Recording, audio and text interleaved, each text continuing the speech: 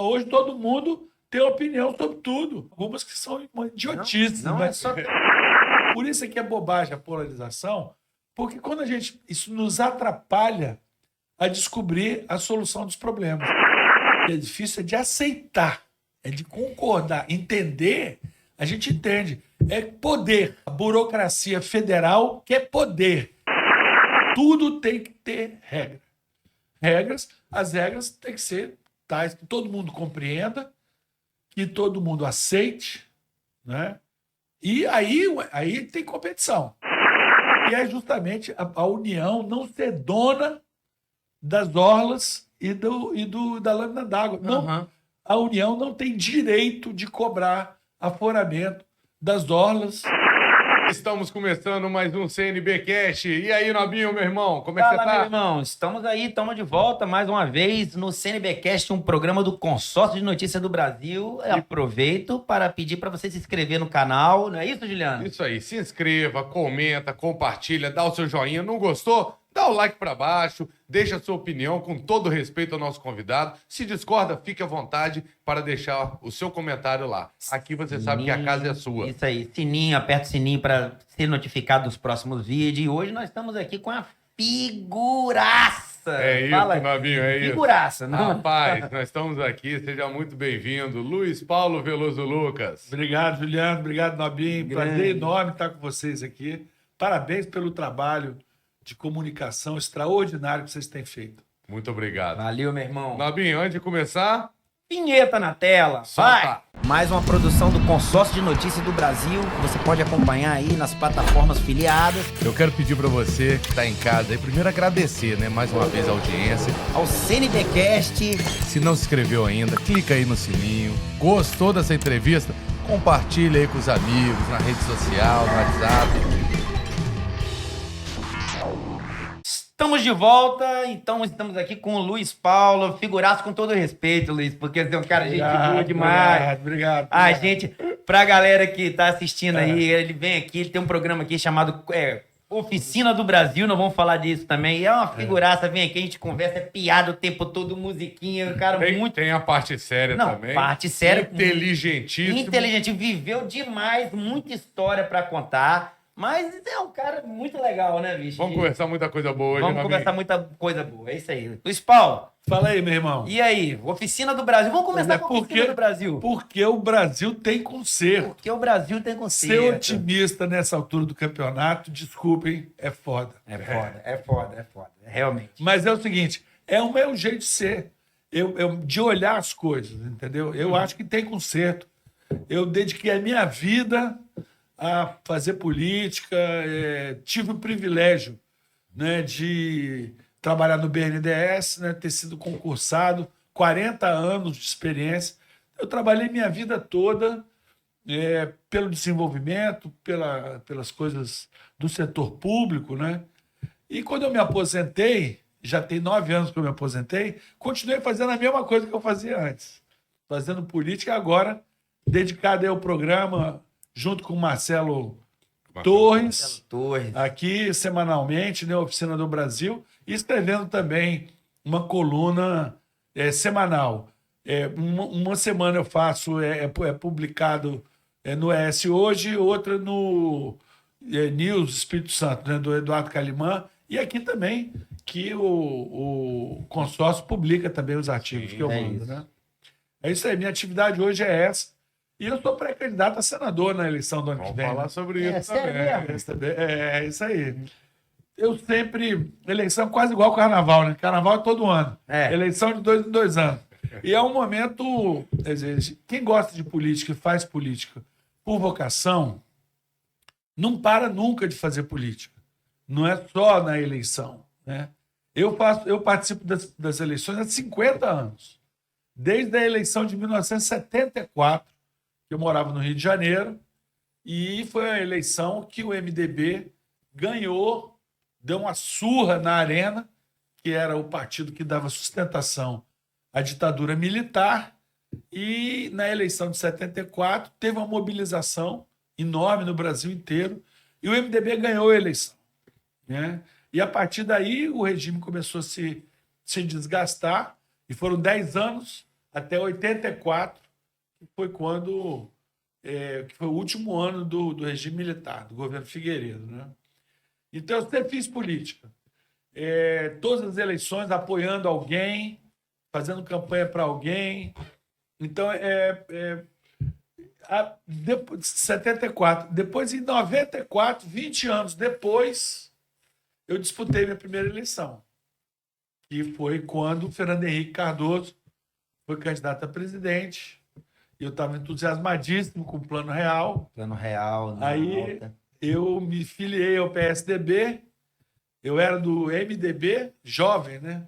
Eu era militante do MDB quando eu morava no Rio, fazendo campanha, participava do diretório zonal, que era de Jardim Botânico, na Zona Sul, né? Jardim Botânico, Leblon, Ipanema. E fazia campanha lá para os nossos candidatos, Marcelo Cerqueira. Você viveu uma parte no Rio de Janeiro, né? Uns 20 anos lá? 20 anos, quase 20 anos. De 74 a 92.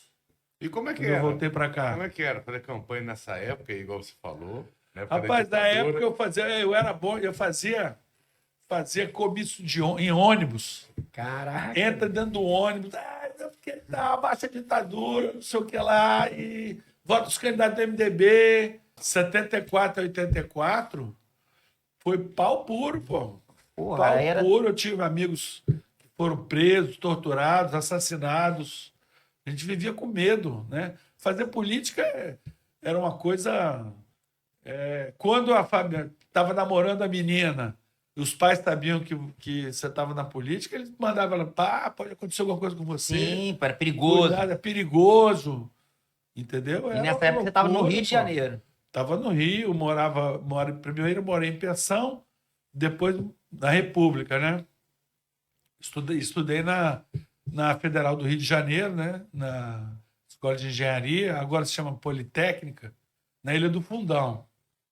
E logo comecei a trabalhar no BNDES, né? Primeiro como estagiário, depois fui contratado, depois fiz concurso, entrei e fiz a minha carreira. Foi minha grande escola, né? De economia, de desenvolvimento econômico, foi o BNDES. Né? Devo muito ao BNDES a minha formação e também, como eu era funcionário de carreira do BNDES, eu pude ser cedido várias vezes para ocupar cargos no governo federal e no governo estadual também, aqui no governo municipal. Então, eu tinha esse vínculo, né, que me... Depois de um certo tempo, eu voltei algumas vezes para o BNDES. Né? Voltei 3 vezes. Quando eu estava sem mandato, sem ocupar cargo nenhum, voltei como engenheiro, né? Como técnico lá. Sim. Eu também dava aula na PUC do Rio, né? Então, dei aula na PUC do Rio, dei aula na Fundação Getúlio Vargas. Eu tinha essa atividade paralela, né? Mas eu tinha paralelamente também um bloco de carnaval, um conjunto de samba e choro Você fez um que artigo... chamava Sem Colarinho. Né? Então, eu fazia parte da banda do pessoal do Cacete Planeta. Né? Gravei o disco junto com eles. Você é muito amigo dos caras, não era? Até hoje. Do início da carreira deles lá. Eles começaram na faculdade, né? Caceta Popular era um jornalzinho mimeografado na faculdade. Cara, eu lembro do mimeo, do álcoolzinho, né? Que você cheirava aquele cheirinho de álcool. Mas tinha mimeógrafo tinta também, né? Já era... Tinha, a gente fazia... A mimeógrafo álcool dava para fazer umas 40 cópias, 50. Uhum. Ou a tinta dava para fazer mais, né? A mini grafinha. Mimeógrafo Gestetner. Cara. Não, começou, era um jornal. Marcelo Madureira, L. de la Penha, Beto Silva, são engenheiros de produção, igual a mim. Se formaram, são mais novos um pouco, 2 anos, mas o jornalzinho era um jornal que circulava na engenharia, né? Depois tinha o Cláudio Manuel, que era da PUC, que era da economia da PUC, e tinha o Bussunda, que fazia comunicação na UFRJ. Uhum. Depois eles se juntaram com o Hubert e o Reinaldo, que eram da Faculdade de Arquitetura, né? Aí fizeram o Cacete Planeta. Aí depois virou programa de televisão. Eles ficaram 25 anos na Globo, né? Cara, era sensacional. Eu gostava Eles muito. foram. Maneiro, É. né? Eles marcaram época, né? Marcaram, bicho. Eles ainda estão por aí. Marcelo ainda está por aí. Tem um canal. Ele De virou YouTube, comentarista sobre comentarista, economia também, essas político. coisas, política. Ele é engenheiro. Sim. Ele é engenheiro de produção. Ele trabalhou no BNDES também, um Olha. período curto. Antes dele ir para Globo full time, ele trabalhou no BNDES. O Hélio de la Penha trabalhou na Promon, cara. Ele é consultora. E todos eles são bem formados, né? E tem uma visão crítica. O Hélio esteve aqui em Vitória fazendo um stand-up comedy. Teve um show ano passado. Eu fiz até um jantar para ele lá em casa, lá em Fradinhos, fiz uma torta capixaba. Ele botafoguense doente, né? É mesmo? É, figuraça. O show dele, stand-up comedy, chama Preto de Neve. Tem o Branca de Neve, né? Ele é um preto de Preto neve. de neve. É um preto do olho verde.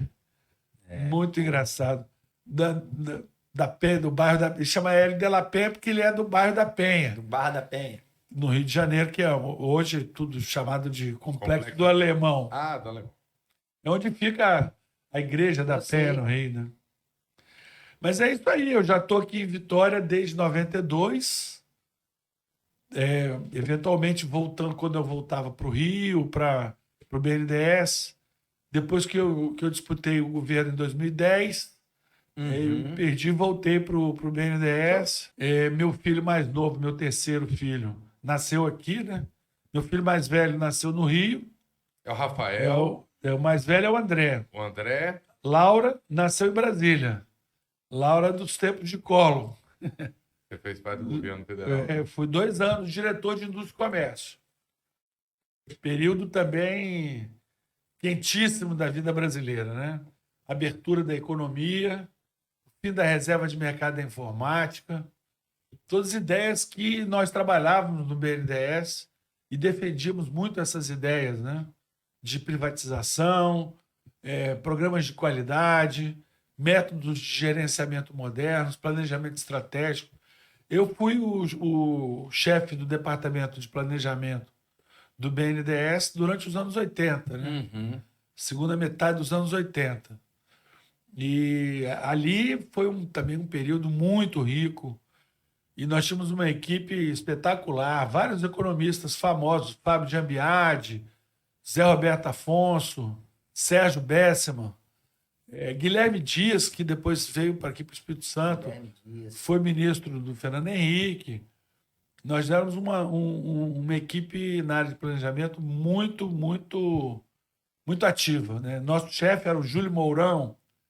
E foram momentos muito importantes. E por causa disso, meu nome acabou sendo indicado para ser diretor de Indústria e Comércio, que era um cargo equivalente a de ministro da Indústria e Comércio, né, no governo Collor. O que aconteceu nesse período, na sua visão, Luiz? O que mais contribuiu para dar errado esse governo? Olha, como todo governo, acontecem coisas boas e coisas ruins, né? No governo Collor, aconteceram muitas coisas boas.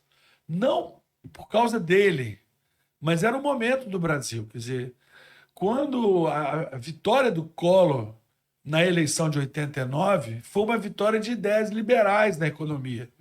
Abertura, privatização, né? Ele disputou contra Lula no segundo turno e foi uma vitória na sociedade de uma visão de sociedade de economia de mercado, de economia voltada para o mundo. Então, derrotou as ideias da esquerda arcaica, porque uma parte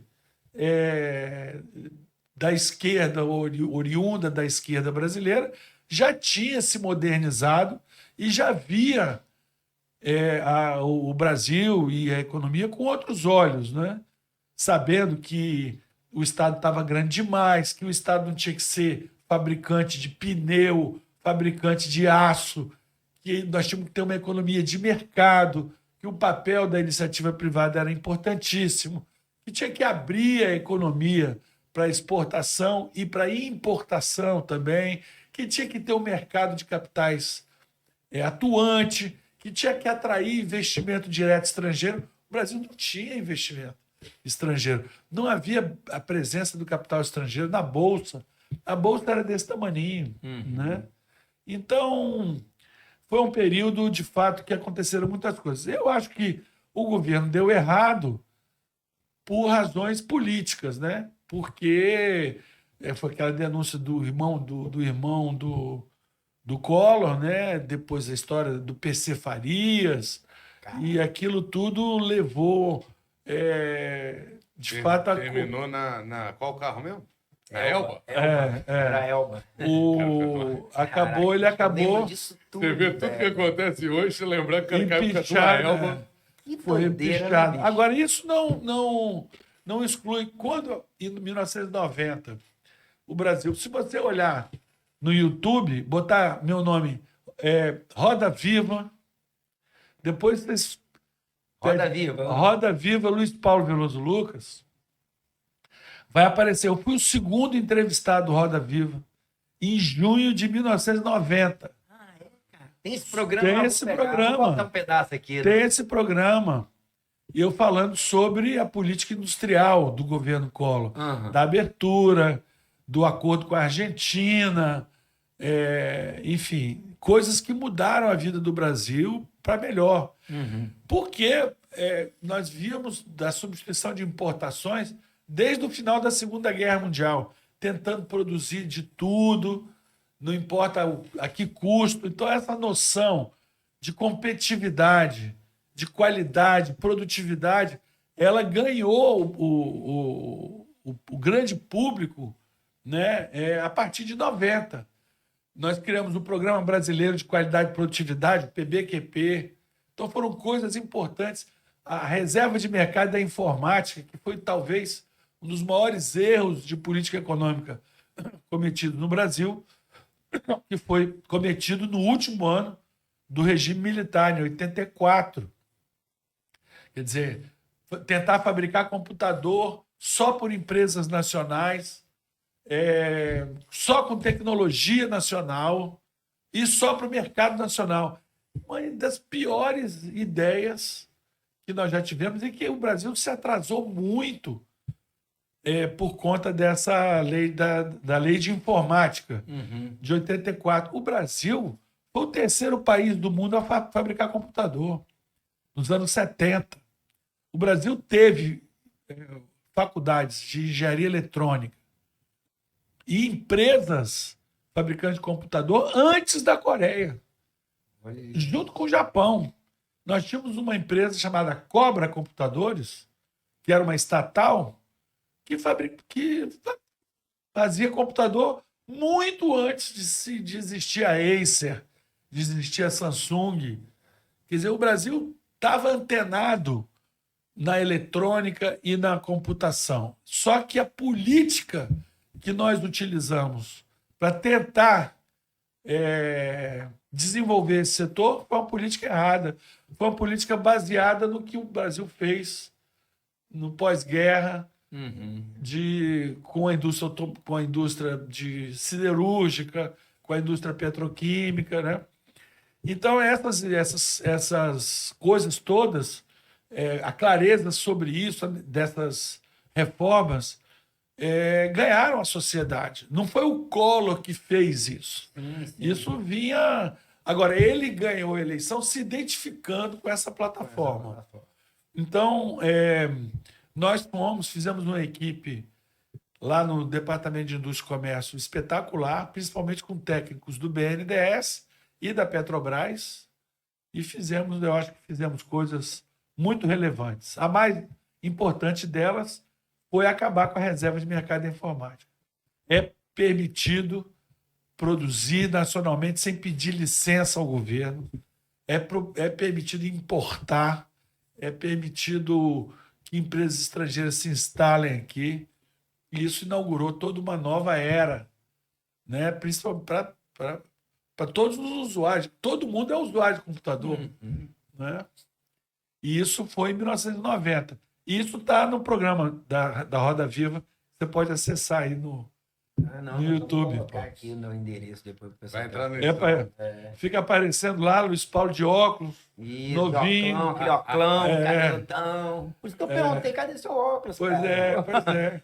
Mas já tem algum tempo, né, cara? Tem tempo pra caramba, né? Pô, na década de 90, realmente tudo foi mudando. Até os carros, né? Antigamente, Tudo. os carros importados começaram a aparecer, né? Os computadores. Tudo. Eu lembro no Shopping Vitória, bicho, tinha aquele compact, CD-ROM, ficava no meio lá, assim, no meio de um stand, assim, pra aí. todo mundo ver, CD-ROM, kit multimídia. Foi isso Tava mesmo. começando tela colorida, aparecendo, né? Hoje a gente pode dizer que a estrutura de consumo do Brasil é uma estrutura internacional. Você consome no Brasil os mesmos produtos e serviços que, se morasse nos Estados Unidos, consumiria, se morasse na Europa, consumiria. Em 1990, haviam 2.000 produtos cuja importação era proibida. Não é que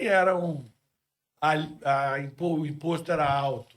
Era proibido. Era proibido. Tinha um órgão chamado CASEX. Não tem nada a ver com sexo, não. Nada, viu? não? Viu, Nabi? Poxa. Fica animado. Pô, É, tem que ser a palavra. CASEX é Carteira de Comércio Exterior. Carteira de Comércio Exterior do Banco do Brasil. Você, para qualquer operação de importação, tinha que pedir licença para a CASEX. Era um horror. Isso tudo acabou em 90. Tudo acabou com a abertura feita no governo Collor. E aí você veio, 92 para Vitória. Isso. Aí. Juntou, então, a sua experiência no BNDES, a sua experiência aí no governo federal, e isso contribuiu para que 2 anos em Vitória você não conhecia ninguém. Rapaz, eu cheguei aqui. Para virar prefeito em 2 anos, pois como é. é que foi esse processo? Isso E tem. é um prefeito que foi bem lembrado, né? É. Até hoje você conversa com as pessoas assim, sim. Paulo, neguinho tem um... Na verdade, primeiro eu disputei para deputado federal em 94, né? Eu fiquei no governo do Albuíno, eu fiquei como secretário de planejamento e depois ele me pediu que eu assumisse a agricultura. Eu fui secretário de agricultura também. A imprensa me chamava de agroboy, a oposição, né? Aham. E eu tinha aquele personagem do Jô Soares, Doutor Sardinha, que falava assim: Caraca. meu negócio é números. Eu Que era uma lembro, gozação com Delfim Neto. Delfim Neto foi ministro da Agricultura, antes de voltar a ser ministro da Fazenda. E aí me botaram na agricultura. Eu não tinha assim, nenhuma relação maior com agro, né? Mas eu trabalhei em desenvolvimento BNDES. Então, para mim, qualquer empreendimento produtivo, eu sou engenheiro de produção.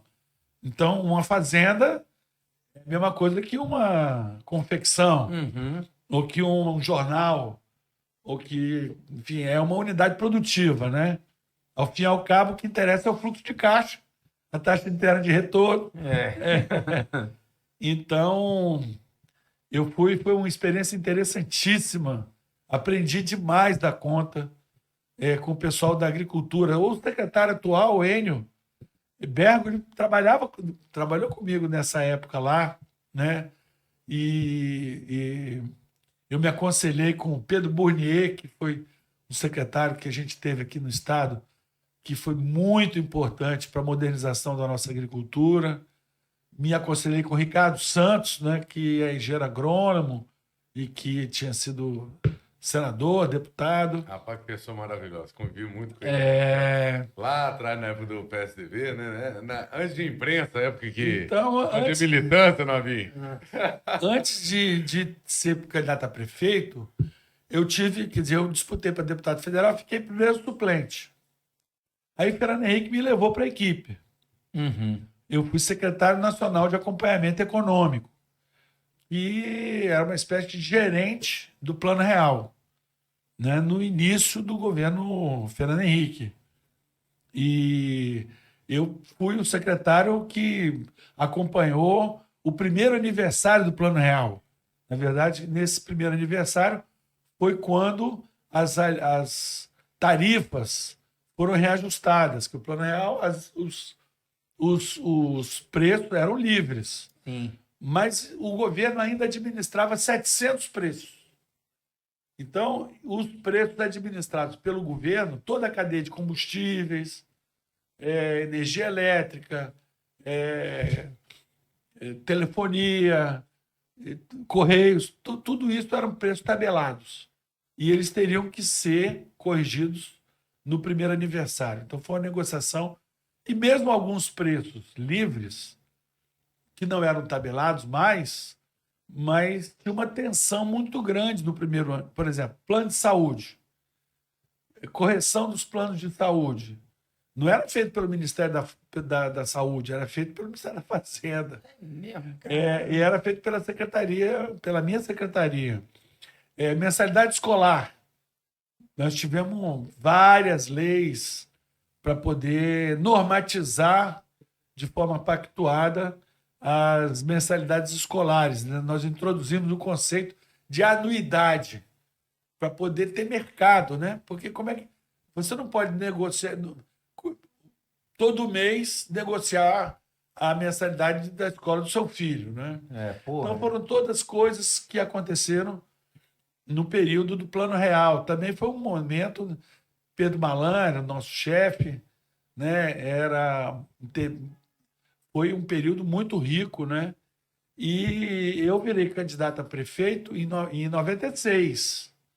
Depois dessa experiência, e porque Paulo Artung era o prefeito, nós éramos do PSDB na época, era o nosso grupo político, e ele tinha feito um ótimo governo, e nós resolvemos. Logo depois dele foi você. Exatamente, não tinha reeleição em 96.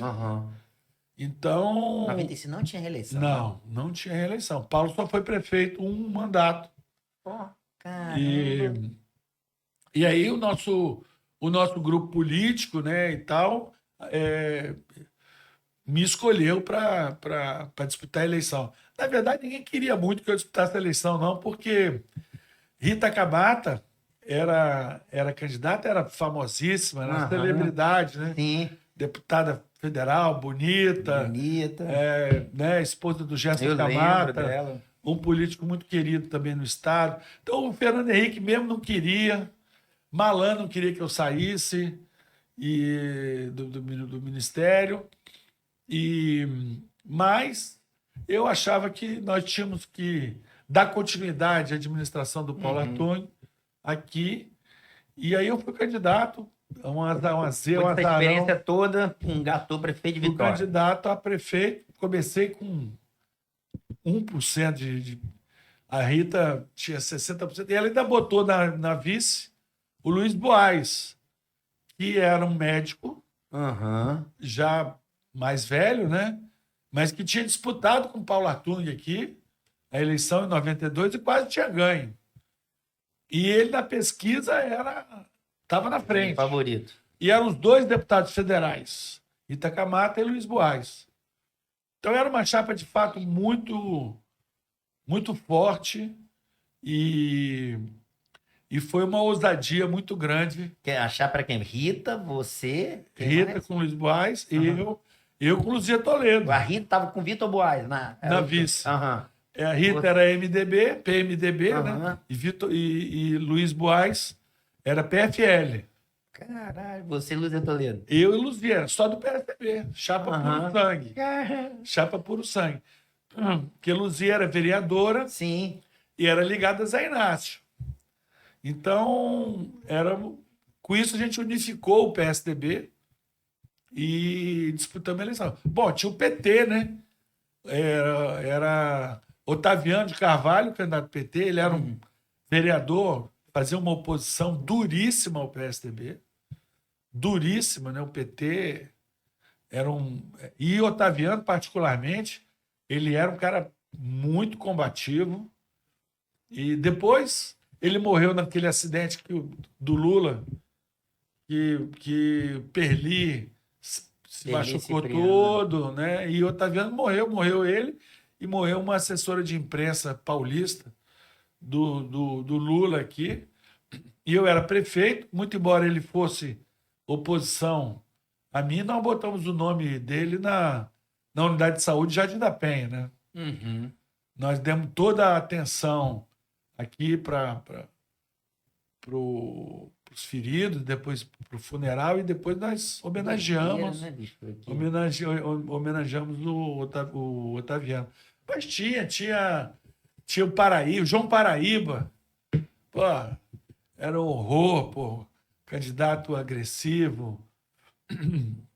Mas naquela época não tinha esse negócio de direita e esquerda igual tem hoje, não, né? Não, Não era assim, a população não estava internada desse jeito. Não, o que essa acontece é o coisa. seguinte, Tinha naquela direita e época, esquerda, mas era tranquilo. naquela época a polarização era PSDB e PT.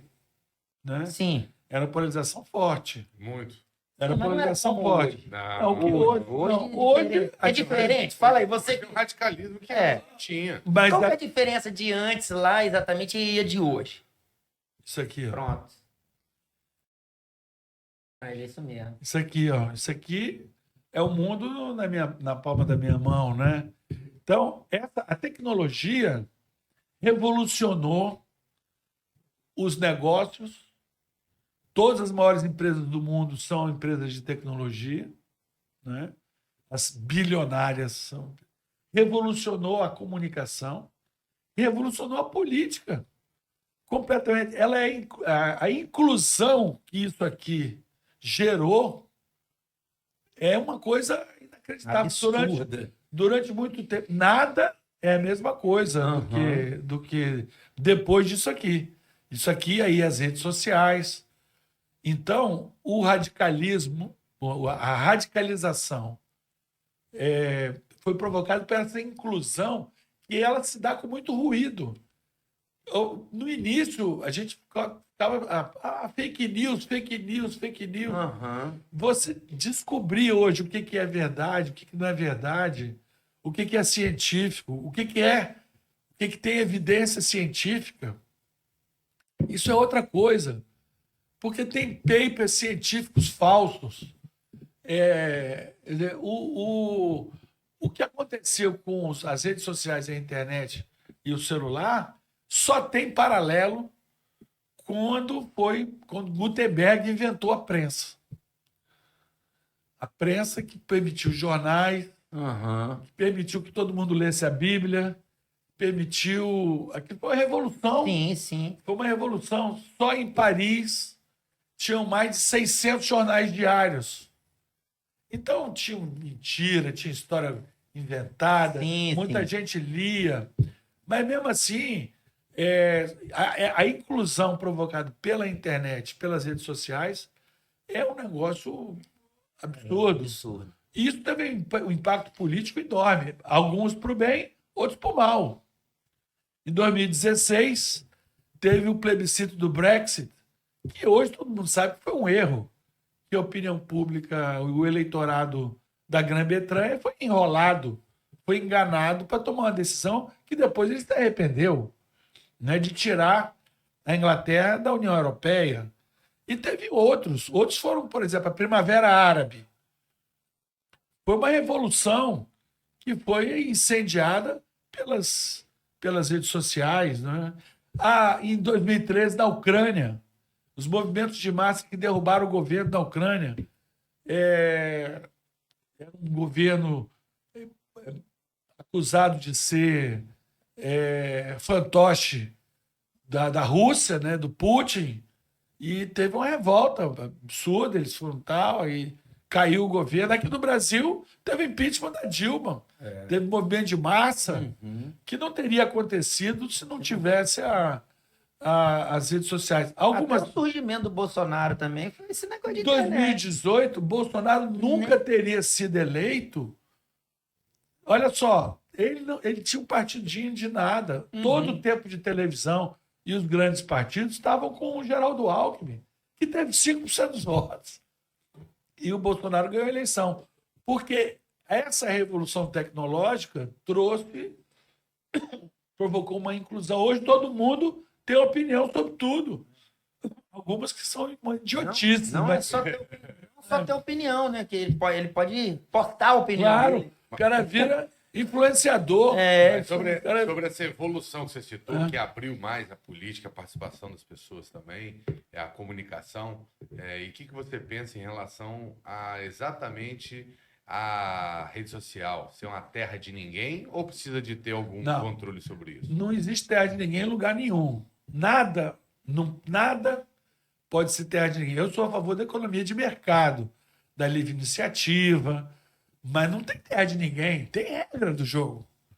Né? Tem regra do jogo no ambiente competitivo, concorrencial, tem que ter regra do jogo. Que todo mundo aceite para poder as coisas funcionarem. Na economia é assim, e na comunicação é assim, e tem que haver regra do jogo. Tinha uma discussão. Porque se mistura muito, Luiz Paulo, essa questão de regulamentação das redes com falta de democracia, mas os que defendem exatamente Com esse ponto, censura dizendo também. que, não, isso é censura, isso não é democracia, são os que estão na rede social cometendo as maiores atrocidades, inventando as maiores mentiras de todas. Até porque as mentiras e os absurdos dão dinheiro. O cara ganha dinheiro com isso. O cara ganha eleição e ganha dinheiro com isso. Quantos caras ficaram famosos, viraram celebridades, né, com base nesse tipo de coisa? Então, o mundo está aprendendo a conviver com isso. Vai levar um certo tempo, mas o mundo vai aprender. Ele vai saber reconhecer. A culpa não é da rede social em si, é que nós não chegamos a uma conclusão ainda de quais são as regras que devam acontecer. No Nepal, agora derrubaram o governo lá, porque o governo resolveu tirar do ar 26 plataformas digitais. Instagram, Facebook, X, tiraram do ar. Tiraram do ar. Tirou tudo do ar. Aí, o que aconteceu? O povo se enlouqueceu, tacou fogo no parlamento, e o primeiro-ministro foi obrigado a Recuar, voltar. recuar, não. Renunciou. Tacaram fogo. A polícia foi em cima, morreram 25 pessoas, 600 pessoas feridas, incendiou o país. Também não dá para ser dessa maneira. Aí Não, isso que eu estou dizendo, mas eu só estou dizendo que é uma revolução tecnológica. E se você resolver, não, então vou tirar do ar, aprende que lá no Nepal, Deu errado. queimaram Sim. Deu ruim. deu pé. Então tem que ter regra do jogo. Mas vocês viram aquele cara, o Felca, que fez aquele vídeo mostrando Adultização. a adultização de crianças e adolescentes, e aí com fins de ganhar dinheiro, né? Com fins de ganhar dinheiro. O Congresso, que tem um monte de defeito, mas na hora que tem um assunto, ele se posiciona, fez uma regra lá, eles discutiram para responsabilizar as plataformas nesses casos em que a segurança de jovens e adolescentes está em risco, né? Então, eu acho que também na área política, por exemplo, a Europa fez uma regra que a Meta, dona do Facebook e do Instagram, considerou rígida demais. Então, eles não vão fazer impulsionar notícias com impacto político na Europa. Eles não vão mais fazer isso. Não vale mais impulsionar notícias com fins político-eleitorais. A Meta não vai mais fazer isso na Europa. Isso é ruim, porque eu não posso fazer propaganda das minhas ideias para poder ganhar voto. Pois é, mas eles vão, se acharem ruim, vão chegar no equilíbrio em algum momento. No caso, eu acho que o Brasil, esse assunto, ele é o assunto mais importante do planeta nesse momento. Como regulamentar a vida no mundo digital. No mundo digital. Porque é aqui que se disputa poder, É aqui que se constrói ou desconstrói reputações, é aqui que se ganha eleição. Uhum. Então tem que ter regra, aceitas por todos, e não pode ser vale tudo. Claro que não é vale tudo. Mas se fizer igual fizeram lá no Nepal, tira do ar, tem censura, vai ter um burocrata do judiciário que vai dizer, não, isso você não pode botar porque... Então, é uma coisa complexa. É uma coisa complexa. Eu tenho cá algumas opiniões, algumas pessoas que eu admiro, o Pedro Doria, que escreve bastante sobre essa questão, um cara aqui de Vitória que eu gosto muito é o Sérgio Denicoli, ele também é pesquisador e agora está escrevendo no Estadão sobre esse assunto. O mundo digital, seja econômico, seja político, seja mesmo de convivência, ele tem que ter regra. Qual é a regra? Isso é o papel do Congresso. A gente tem que pactuar isso, né? Não pode ser vale tudo. Antes da crise de 2008, a turma do mercado financeiro também dizia que não precisava regular o mercado financeiro, que ele era autorregulável. Aí tem uma crise que, se os bancos centrais do mundo não acudissem, tinha havido um hecatombe. Os bancos centrais, 7 bancos centrais, tiveram que fazer uma intervenção no mercado financeiro para salvar as empresas, porque o comportamento do mercado era um comportamento que levava à destruição da liquidez mundial, né? Foram trilhões de dólares queimados na crise de 2008. Né? E se não fossem os bancos centrais, então todo o discurso de que o mercado financeiro não pode ser regulamentado, esse discurso era corrente. Você não vê mais ninguém falando isso. Porque a crise de 2008 provou que tem que ter regra. Tudo tem que ter regra. As regras têm que ser tais que todo mundo compreenda, que todo mundo aceite, né? E aí tem competição dentro daquelas regras do jogo. Claro, claro. Entendeu? Não pode deixar Deus dar. Não pode ser vale tudo. É verdade. E o que acontece é que a velocidade disso aqui, Nobinho, exige procedimento. No tempo, tinha lei de imprensa. Injúria, calúnia e difamação. Quando eu era prefeito, eu processei um órgão que tinha uma revista e era conhecida por todo mundo como sendo chantagista. Se não der anúncio, ele vai botar notícia queimando. Notícia ruim, tem que pagar anúncio. Se não der anúncio, vai ter notícia ruim. Tem uns por aí assim ainda. Ainda tem gente que faz...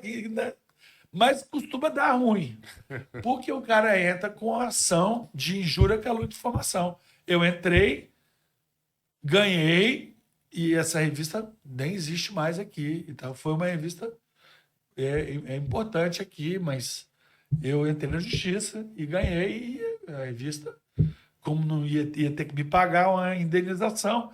Agora, isso aqui não dá tempo. Não dá. Não dá tempo, o estrago já foi feito. E tem a discussão sobre qual é a responsabilidade de quem postou e qual é a responsabilidade da plataforma. E de quem compartilha também. De quem compartilha. Também. É dos donos de grupo de WhatsApp. O cara fez, ele posta. Aí vai na mão do outro, eu acho interessante, mas não tem nada a ver com a bronca lá. Aí ele passa pra frente. Cara, É um assunto complicado. É complicado. Por exemplo, às vezes fazem de maldade, tem hora que a pessoa faz porque acreditou naquilo lá. Sim, E mandou pra frente. Quando você vê, o cara tira a conclusão dele e joga. quando você vê, o negócio, o estrago foi feito. Exatamente. Isso é um troço complexo, hein? Agora, tem uma questão que eu acho que isso é um fio da meada. Quando as plataformas ganham dinheiro, quando é comprado a impulsão, Sim. elas têm corresponsabilidade. Entendi. Não vale ela ganhar dinheiro divulgando uma mensagem, uma postagem, depois ela se revela ser uma coisa perniciosa, uma coisa equivocada, uma coisa fraudulenta. Aí a plataforma fala assim, eu não sabia. Não. Eu só... Pô, mas você não ganhou dinheiro com esse negócio? Ganhei dinheiro, porra. Então, se você ganhou Você dinheiro, tem que ter responsabilidade. você tem que ter responsabilidade compartilhada. Isso aí. Se foi impulsionado. É um pouco nessa linha que a regulamentação europeia foi. Por isso que a Meta decidiu não impulsionar mensagens políticos-sociais que tivessem implicação eleitoral. Ou seja, vai deixar de ganhar um pedaço, deixar de explorar um pedaço do mercado por conta dessa A pessoa por conta se vê dessa o regra. Brasil funciona aqui, não pode impulsionar nada. Não pode impulsionar, por exemplo, a Meta. Nada, assim, tudo que foi política. Foi decisão da Meta em função da regulamentação que é europeia. Sim. Eu acho que não está muito distante de O Congresso tem que discutir avançar isso. nisso aqui, não. Tem que Mas discutir tem isso. que ser todo mundo no orgânico. Aí pronto, acabou. Exatamente. Isso aí. Cara. Aí, se para impulsionar, isso tem que passar por uma análise. Então, um dia eu vou poder ser corresponsabilizado por isso, porque eu estou ganhando dinheiro com esse impulsionamento. Então, eu tenho que ser. Enfim, esse é o debate mais importante do planeta. Do planeta. Porque onde se ganha dinheiro hoje não onde se ganha dinheiro hoje é aqui. É aqui que se acumula dinheiro. Vai ver qual é o faturamento da Google no Brasil. Absurdo. Já passou da Globo, junta todas as empresas de televisão. Não, me arrisco até em dizer que o Google, se você desligar o Google, dá ruim na internet. O Google é considerado. Tem gente que acha que a internet é o Google. Você abre a internet, é o Google. Isso aí. Entendendo? Então dá ruim. Não tem Tem como. coisas- Dominou absurdamente. E agora com a inteligência artificial, Essa já é outra era. Nós nós estamos na outra vamos fase. entrar numa outra etapa ainda mais complexa. A primeira questão Nossa é o Senhora. impacto sobre isso na demanda de energia elétrica. Porque as centrais armazenadoras das nuvens e processadoras dos algoritmos ultra complexos, a demanda de energia elétrica é brutal. absurdo. É absurda. Então, isso, no momento que tem a transição para energia de baixo carbono, para energia limpa, isso impacta violentamente. Né? E aí também, como as regras vão variar de um lugar para o outro,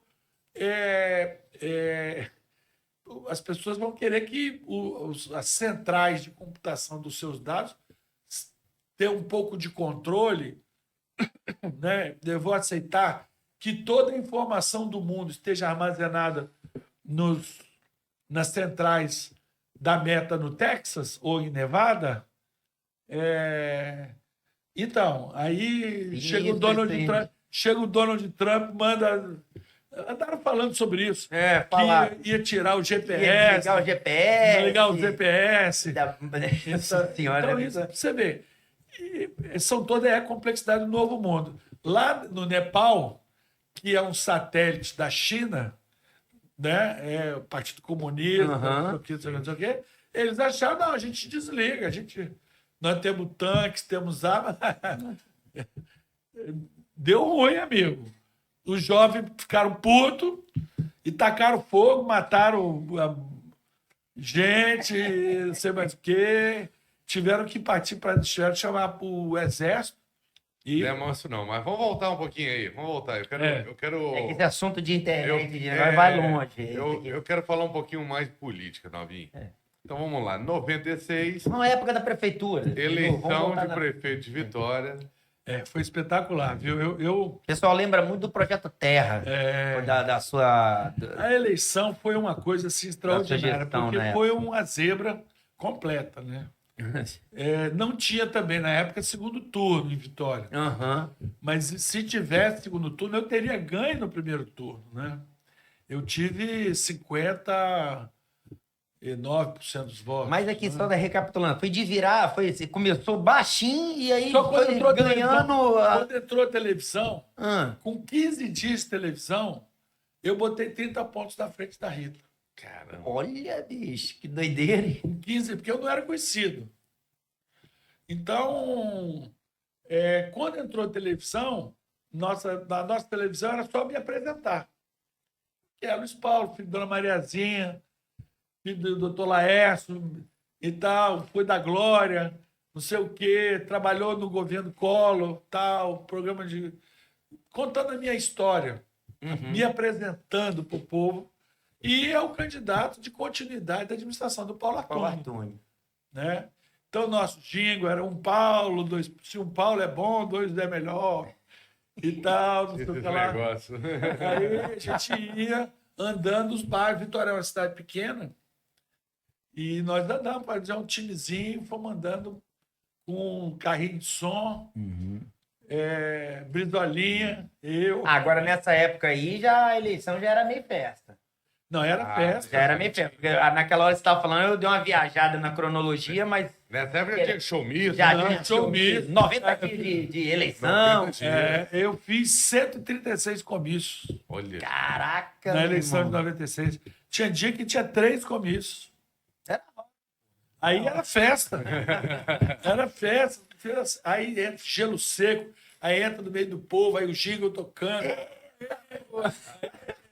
O programa era Faustão, né? Onde que- Aí vinha, aí falava os vereadores.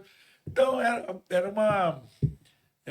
tinha distribuição de brinde, né? brinde, boné, camiseta, Tinha um monte de coisa. Caralho. Camisa. Aí Eu era moleque, eu catava esses negócios, fazia coleção É. de bota, de não sei o quê, de bandeirinha. Era uma festa. não, a campanha de 96 foi realmente uma coisa.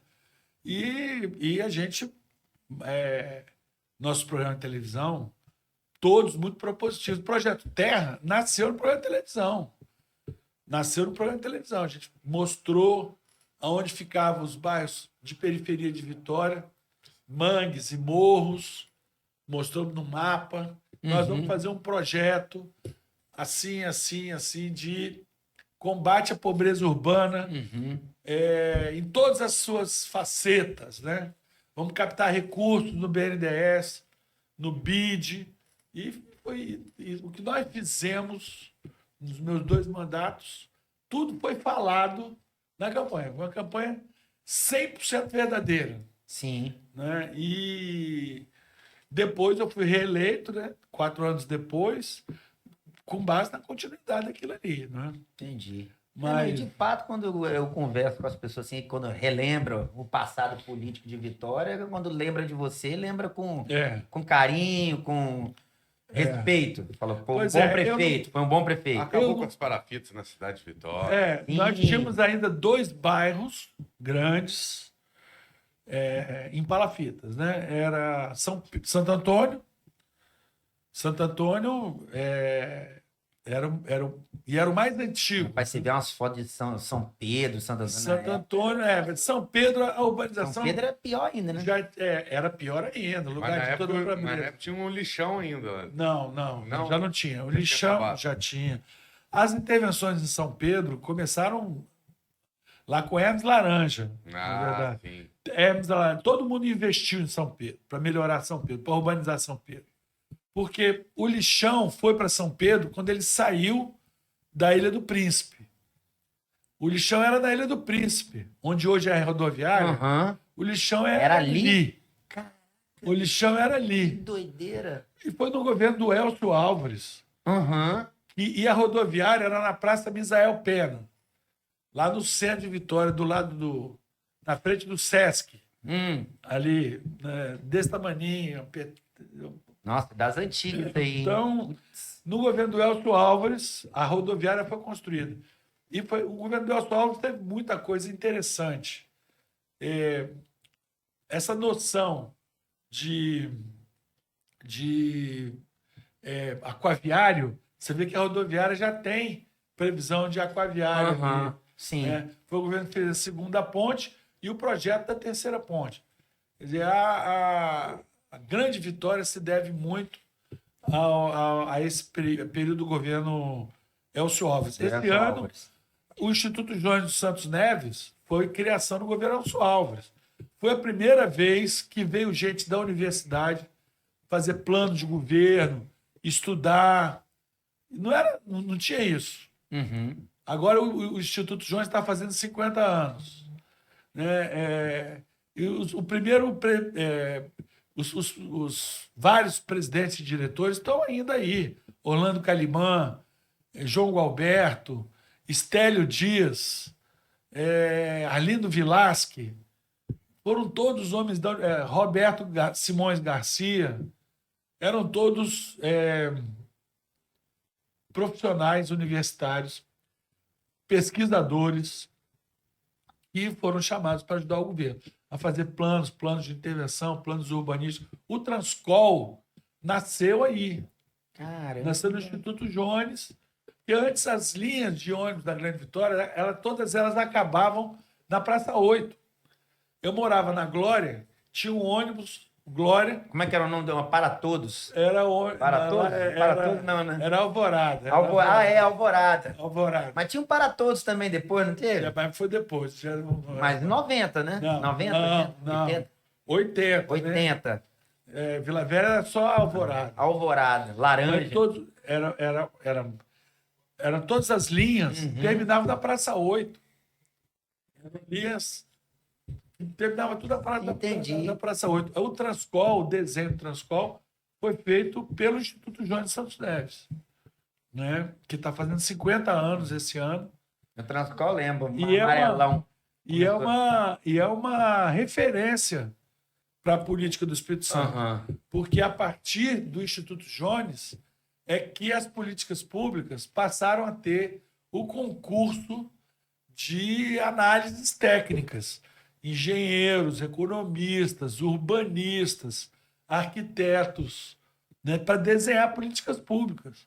Antes disso, entrava um governo, saia outro governo, o cara botava qualquer curioso aí e pronto. E o Espírito Santo deve muito a esses 50 anos do trabalho ali. Né? Eu tive o privilégio de ser presidente 2 vezes do Instituto Jones.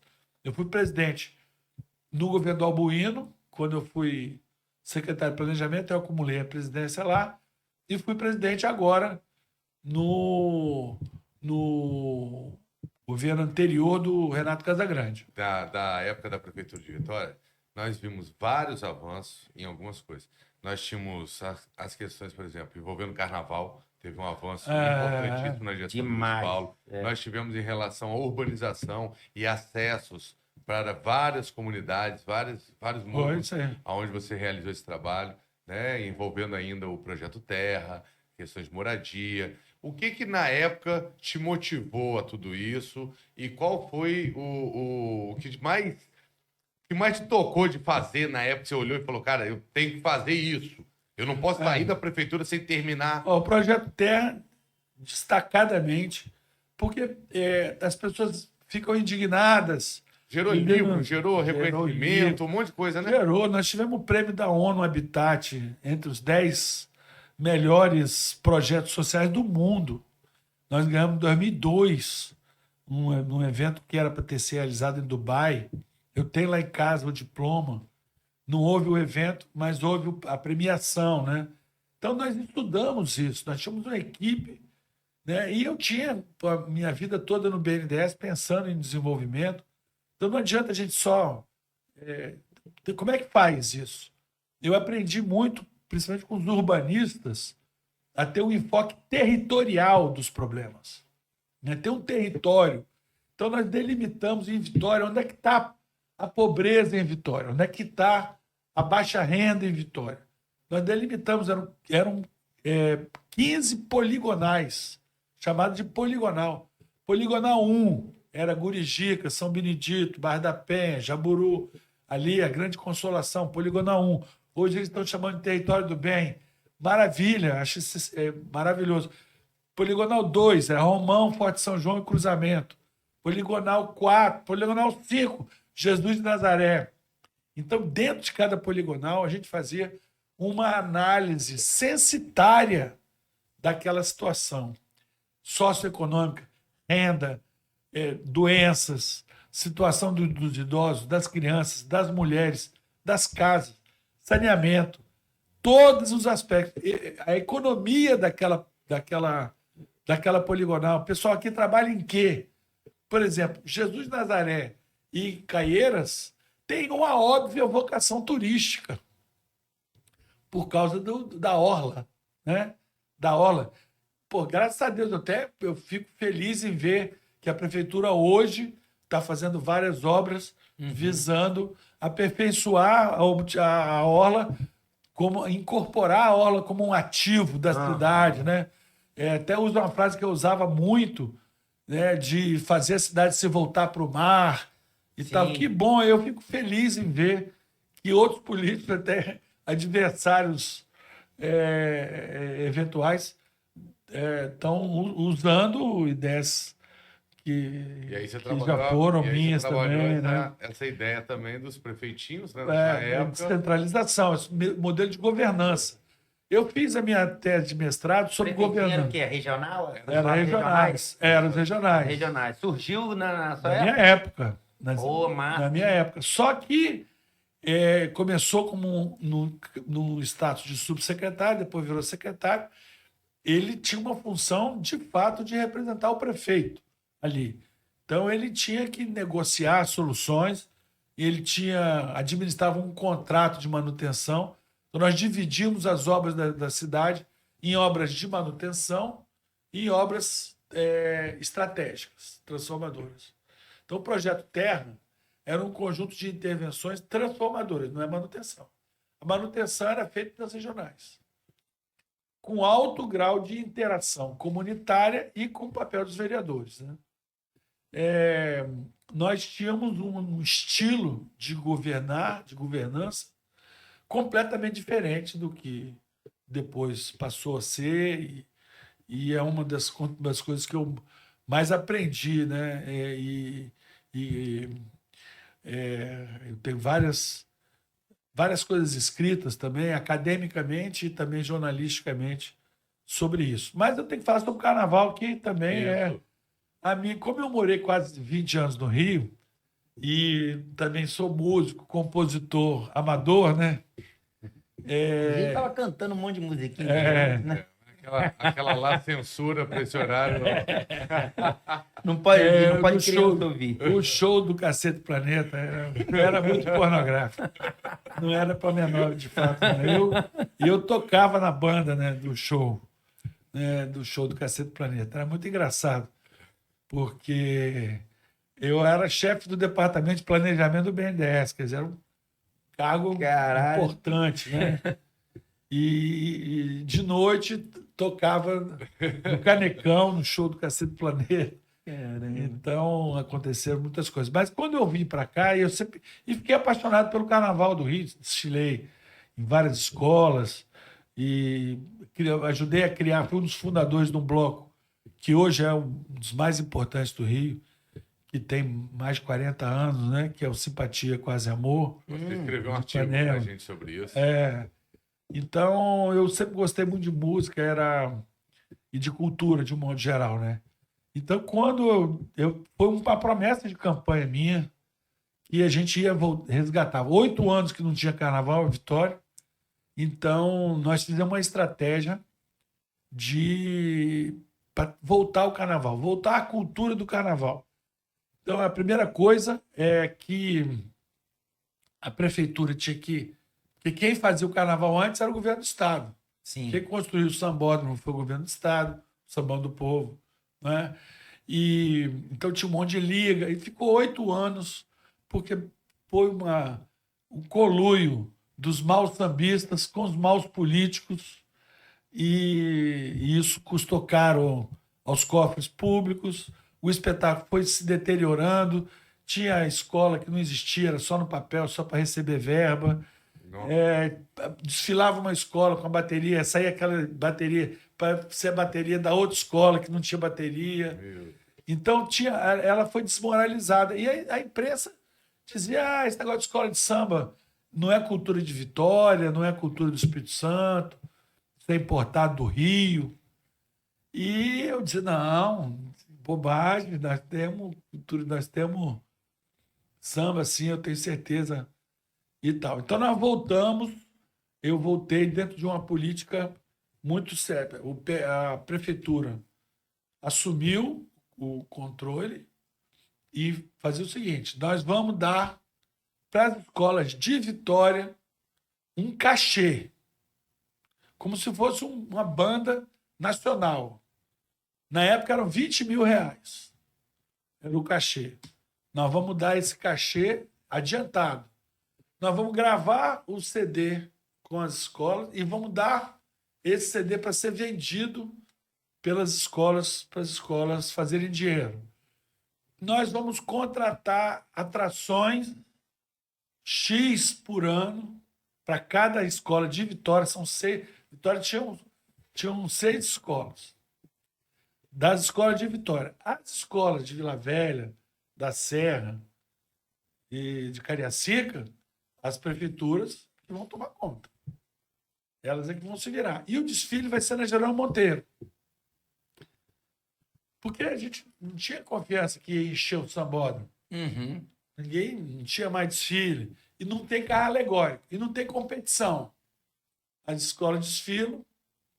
Teve jornal, a tribuna fez uma competição, fez lá um júri para escolher a melhor escola, mas não tinha competição oficial. Não tinha carro alegórico, era gratuito o acesso. E tinha essa regra. A Prefeitura da Serra botou 2 escolas, ajudou a botar 2 escolas. A Prefeitura de Cariacica botou uma escola, a Prefeitura de Vila Velha não botou. Então a MUG não veio, nem a São Torquato. Vila Velha não participou dos primeiros. E foram 3 anos na Geraldo Monteiro. Esse formato, né? Para poder voltar à cultura do carnaval. Não tinha ritmista na Grande Vitória para fazer as escolas todas, mulheres para desenhar, fantasia, costureira. A cultura do carnaval tinha que voltar. Então nós fazíamos também oficinas, trazíamos professores, alguns daqui, pegamos pessoal da Faculdade de Arte, da Centro de Artes da UFES, né? Para dar aula, trouxemos gente do Rio de Janeiro para dar aula aqui. Então foram 3 anos de ensaio, de volta da cultura do carnaval. Em 2000 foi o ano da reeleição, a minha principal campanha, a minha principal nesse campo aí da política foi a volta para o Sambão do Povo. Então nós fizemos uma reforma do Sambão do Povo, a gente demoliu a arquibancada do meio, eram 3 arquibancadas. Uhum. A gente demoliu a arquibancada do meio para poder fazer recuo de bateria e fazer também camarotes e tal. E o desenho arquitetônico do Sambão do Povo tem muitos problemas, né? Se fosse hoje, ele jamais seria construído em concreto. Uhum. Ele seriam estruturas temporárias. O local ficava um descampadão, entendeu? Ali devia ter um clube de remo, devia ter uma marina, que, aliás, nasceu uma marina. Mas tudo tudo meio pirata, entendeu? A gente podia aproveitar tem que da maneira tem, mas não é da maneira que deveria. Ali na beira da orla. Que poderia, né? Aqui a gente podia aproveitar que ele tá falando de Marina. Vamos fazer um merchandising aqui dos nossos patrocinadores. Começa pela Marina de Vitória. Você falou de Marina aqui, nós temos um patrocinador aqui no nosso programa, que é a Marina Maicai do Fernandão. Você conhece o Fernandão? Conheço. Conheço. Fernando Monjardim? Conheço. Então, ele é patrocinador do nosso programa aqui desde a primeira temporada. Eu trabalhei muito esse tempo todo para fazer voltar a cultura náutica. Sim. Não só fazer Vitória se voltar para o mar, mas também as coisas. Nós somos uma ilha, na verdade, somos um arquipélago de 48 ilhas, sendo 33 aterradas. É isso. Pegando esse gancho, deixa eu só fazer a propaganda dele aqui. Marina Maicai, obrigado, Fernandão. Hoje, se você quiser alugar uma lancha lá para dar um rolezão, fazer um churrasco com a galera na Ilha de Vitória, parar ali na Ilha do Frade, você tem condições de alugar uma lancha lá com o Fernandão. Maravilha. Então, as 3 embarcações lá de grande tem porte. Até para pesca também, né? Pescar também, se quiser naquelas baixas lá que o pessoal vai 30 milhas, né? Isso, 30 milhas. Fora, você aluga a lancha. Pessoal, telefone aí na tela. Quiser fazer aí sua festa, quiser pagar lá de né? Fazer aquelas fotinhas do Instagram, na lancha, dando a volta em Vitória. Marina Maicai, telefone na tela, Instagram, não é isso, Juliano? É isso. Obrigado, Fernandão. Tamo Isso aí, junto. parabéns, Fernandão. Você é o craque. Isso Vitória aí. precisa de gente como você, que explorar a nossa vocação náutica, explorar turismo náutico. Isso aí. Veja que absurdo é que a gente. O Pier do Senac e o Pier 2 do Yacht Club estão há mais de 15 anos proibidos pelo Serviço Patrimônio da União, que quer cobrar mais de R$30 mil pelo uso da lâmina d'água que pertence ao patrimônio da União e quer ser cobrado. Já tem as multas milionárias. Absurdo, Tá absurdo. lá. Você vai no É um Yacht Club, você vê absurdo. aquele pier gigante feito lá Parado. e que não pode ser utilizado. Eu sou culpado de ter incentivado Pode, né, o bicho? Yacht Club e o Senac para fazer o PIA, para explorar comercialmente. Esse é um dos piores temas para mim nessa questão do relacionamento com o governo. E não é só desse governo, não. Quando é governo do PT, piora bastante, porque eles são arrecadadores, piora bastante. No primeiro governo do PT, eu era prefeito, Eles eles, tentaram te multar na Praça 15, foi? eles queriam cobrar aforamento da Praça 8, Praça 8. porque aquilo é aterro. Onde é aterro, pertence à União. Esse troço Esse assunto, é um ele é assunto que me deixa, Nobinho, sinistro. eu fico puto da vida com isso. Bota fé. Entendeu? E a União tem lá que dizer. Outro dia me disseram que andaram dando multa para os quiosques da Curva da Jurema, que não sei o que. Eles têm implicância com o uso. Tiraram o único restaurante que a gente tinha aqui, que era o Di Marino. De Marino O Flutuante. Di Marino Flutuante que ficava ali na ia lá frente. direto, bicho. Ficava na frente da casa dos meus pais ali. Era ali a chácara dos meus pais, era ali em frente. Aham, Do lado daquela pedreira, Sim. do Morro de Jaburuna. sei. Eu ia lá direto, o Marquinho, que é o proprietário, pô, parava de jet ski lá, Pô, parava tem de um lanche. ceviche ali maneiraço, Pô, bicho. é Muito excelente. Nossa, às né? vezes eu tava com a minha esposa assim, com o Jaco, falava, Ceviche vamos lá comer um calmão. ceviche. Pô, Música ao vivo. pô, pô. demais. De Marina era maneiro. E todo turista que vinha aqui, eu levava lá, pô. A gente tinha aqui em Chegava ali Vitória. na Glória, ali, você pegava o barquinho, ele levava também de barquinho ali direto. Sim, se vier quiser, Tava perto. tinha esse Vocês acesso também. vocês lembram que em Vitória tinha uma empresa de escuna, tinha duas escunas. Escuna do Mar. Eu lembro, fica É. perto da curva, perto da Uma- Iemanjá. Isso. Uma ficava em E a outra em Iemanjá Santo Antônio. e a né, outra ficava Mais no Terra. Cais do Travião. Acabou. No Mais No Cais do Terra. Travião, que a gente Rapaz, tinha reformado. Eu conheci o dono dessas escunas. Eu conheci, Gaspar, o nome pode dele. crer, eu conheci ele. Ele sabe que a culpa não é minha, mas na verdade, depois que eu saí da prefeitura, deixaram quebrar, deixaram depredar o Cais do Travião, porque aquilo era uma atração turística. Aham. O cara vinha aqui fazer um passeio no manguezal. E aí a prefeitura mandava as crianças, tinha uma aula de biologia para explicar o manguezal, a fauna, a flora. Você não acha que vai Mas, reativar isso hoje, não? Mais pra Rapaz, frente, com esse tem negócio que- dessas orlas aí que estão fazendo aí. Tomara que o prefeito que fizer isso, que retomar esse trabalho, vai ter o meu aplauso, seja ele de que partido for, de esquerda, direita, de centro, mais ou menos, não Mas, pô, importa. mas entendi. Quem fizer o certo, na minha visão, né, naturalmente, vai merecer meu aplauso. Eu não tenho esse negócio de, porque o cara é meu adversário, não. Eu Se o concordo cara com você. fizer a coisa certa, A por no- isso é que é bobagem essa negócio de esquerda e direita, Sim. porque tem questões, por exemplo, esse assunto do terreno de marinha, teve um projeto do Flávio Bolsonaro que era para estadualizar, municipalizar, e ele foi detonado, porque eles tentaram, também mal feito, né? Você sabe que mal feito, até feijão com arroz, fica ruim, né? Então, o projeto foi mal feito. Eles tentaram usar mais a essência do projeto. Eu sou a favor. Que é justamente a União não ser dona das orlas e da lâmina d'água. Não, Aham. a União não tem direito de cobrar aforamento das orlas e do uso da lâmina d'água. Isso tem que ser passado para os municípios, eventualmente para os estados. Não pode ser da União. Pode ser lá de Brasília. Entendeu? Então, esse era o projeto do Flávio Bolsonaro, que eu acho que ele tinha elementos muito corretos. Merecia. Por isso é que é bobagem a polarização, porque quando isso nos atrapalha a descobrir a solução dos problemas.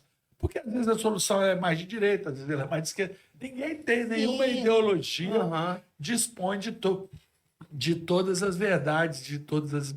Isso é uma bobagem. Pô. Às vezes um projeto bom acaba deixando de ser aprovado. O outro olha e fala, não, isso aqui é do lado de lá.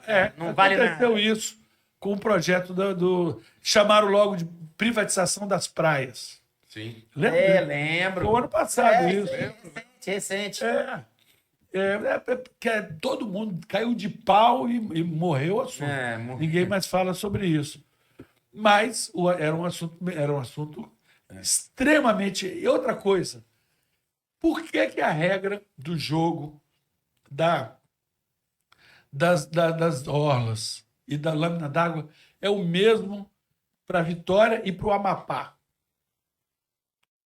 Amapá? O Amapá tem... O Amapá está lá em cima. Mas tá ele no tem Rio. orla de rio. Orla de rio. Tem 60% do território é floresta, um terço do território é reservas indígenas. Por que a realidade do Amapá tem que ter a mesma regra do jogo que a regra do e uma coisa que a gente Espírito Santo? Quer dizer, aqui pode deixar que a gente toma conta da orla e toma conta bem tomado. Não, e a gente mora na cidade. A gente até conversou sobre isso, né? No momento passado aí, tive a oportunidade de bater esse papo com o Luiz Paulo. Em relação ao Nordeste, cara. Olha como que é tratado a questão da orla, a questão do turismo no Nordeste, e olha o que acontece com Vitória e com o Espírito Santo. Então, assim, é completamente diferente uma coisa da outra. A regra, a lei é a mesma. Mas o Nordeste parece que pode tudo. O cara pode botar um quiosque, pode botar uma piscina, pode botar uma banheira, você pode botar uma mesa dentro da praia. Parar com o carro lá do lado da praia. Você pode andar de burro na areia. Você senta na mesa com a cadeira dentro do mar, bota o pé, tem rede dentro do mar. Aqui você não pode botar um cercadinho em volta das cadeiras, no quiosque, por exemplo, nos quiosques na Curva da Jurema, porque aí foram lá e multaram, e isso e aquilo outro.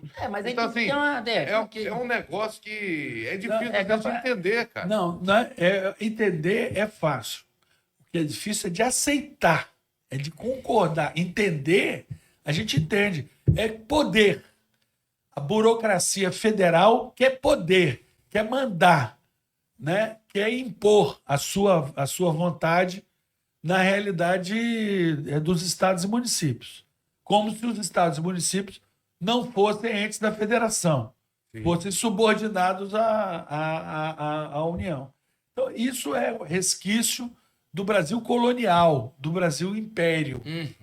Não é republicano essa regra.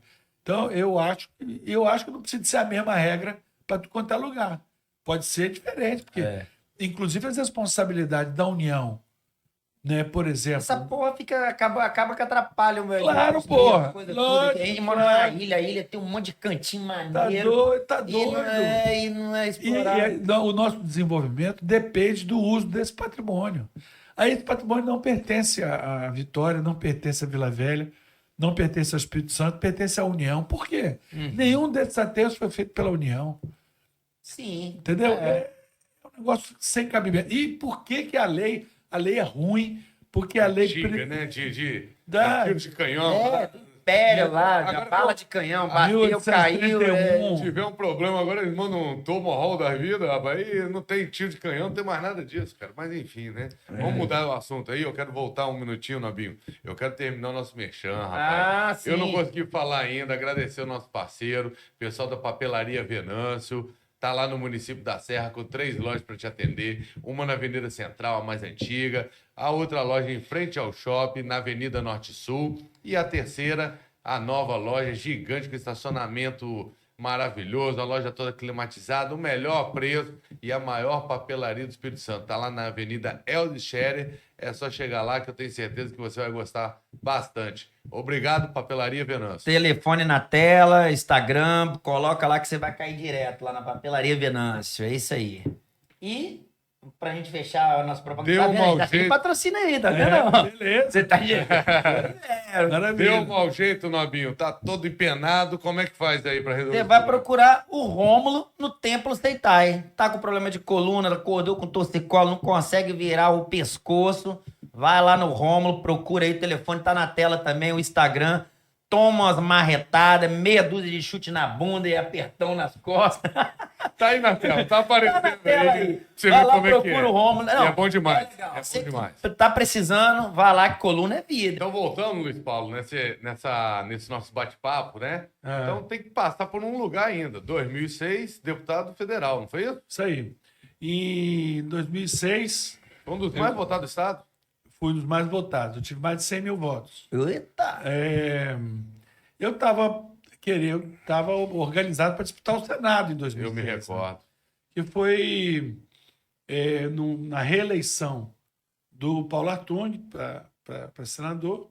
Para governador. Para governador, perdão. E eu queria disputar o Senado porque Casagrande era o candidato ligado ao PT, né? Ana Rita era a suplente dele. Eu queria fazer a disputa PSDB-PT da eleição do senador. Nós todos apoiaríamos o Paulo Artung para a reeleição, PMDB, e isso não foi aceito e eu recuei da eleição, da disputa de senador. Ricardo Ferraço era do PSDB, virou vice do Paulo. Então, a nossa presença na chapa majoritária passou a ser com o Ricardo Ferraço e eu disputei para deputado federal. E como é que foi a experiência de ser deputado federal? Eu não gostei porque a mecânica da... Eu gostei, assim, porque eu assumi a presidência do Instituto Teotônio Vilela. Então, minha atuação passou a ser também mais abrangente do que o próprio mandato, né? Mas fazer oposição, né? Porque foi o segundo mandato do Lula. Foi quando começou o PAC e principalmente foi quando o PT resolveu mexer na lei do petróleo, depois da descoberta do pré-sal, né? Então, eu fiz uma grande oposição à mudança da lei do petróleo. A política que o PT passou a implantar, né? Foi quando veio depois, aquilo acabou dando no petrolão, lá nos escândalos de corrupção, mas a corrupção não foi nem o pior que aconteceu ali, eu acho.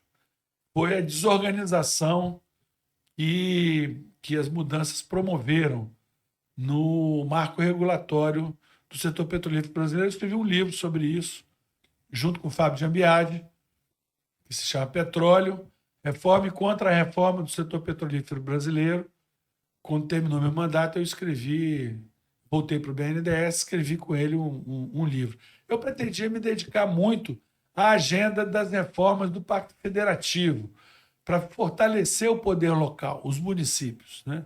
Eu fui presidente da Frente Nacional de Prefeitos e eu acredito muito no federalismo, em você ter mais responsabilidade para os poderes subnacionais, estados e municípios, né? Mas eu não consegui, porque eu acabei muito dedicado às pautas de oposição, né? E a maioria do Congresso, já naquela época, estava essencialmente preocupado em arrumar dinheiro para suas bases, né? São as famosas emendas parlamentares, né?